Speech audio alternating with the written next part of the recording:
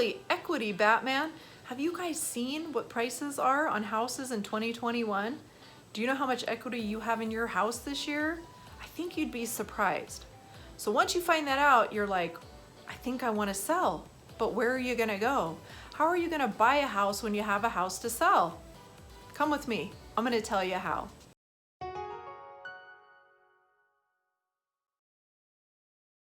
I'm Stacey Christopherson with C4 Real Estate Team in Farmington, Utah with Coldwell Banker.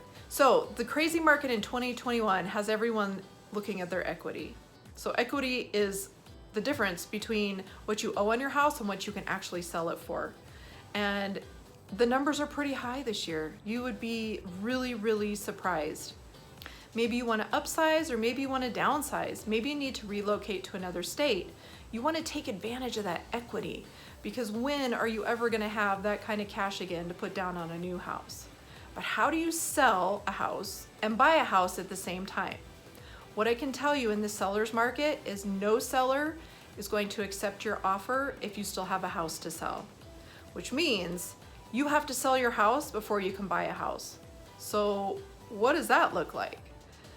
There's 4 things that you can do for this transition, and it might just be worth it. The first one is maybe just find temporary housing. There are some furnished townhouses and apartments, at least in northern Utah, that will do a short-term lease. The cost per month is a little bit higher if you don't sign a year lease. But if you just need temporary housing, it might be worth putting your stuff in storage and renting a place. That way you can sell the house you're currently in, put the equity in the bank, let's go find a new house, and you have no subject to sell or contingency of a house to sell when you're purchasing.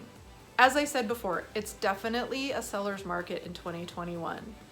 So sellers have quite a bit more leeway on what they can ask of the buyers. So if you don't want to find temporary housing, another thing as a seller that you can do is make the offer that you accept subject to you finding a new house. So basically the buyer submits their offer and you accept it. However, time doesn't start ticking until we find you the house you want to buy. And buyers are willing to wait right now. If they love your house, they're going to give you time to go find another house. In this case too, you would be under contract with your house, which is the next step better than just having your house listed. So you would still be subject to selling your house, but at least you would be under contract, and the sellers of the house that you're buying know that you're one step closer to being able to purchase their home. Another thing that sellers are asking for are rentbacks.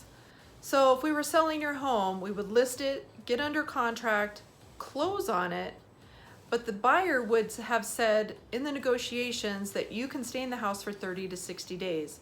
This gives us time now to go find you the new house, again without the contingency of a house to sell. So most buyers are agreeing to this right now, and they're also not charging sellers rent. So you can stay in your home for up to 60 days based on the buyer after we close, which gives us plenty of time to go find a new house for you. The last thing that is kind of new and my lender is super excited about is called a bridge loan. So a bridge loan basically takes the equity that you have in your house, and they can qualify you for the new house with the equity and tell the sellers or the person you want to buy that new house from that you qualify for their house without having to sell.